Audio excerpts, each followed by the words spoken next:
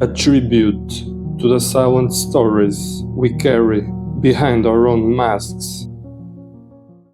A smile in the dark, when no one is watching, is the ultimate proof that the mask is no longer an accessory, but a prison. We wear the mask for so long that it becomes part of our architecture.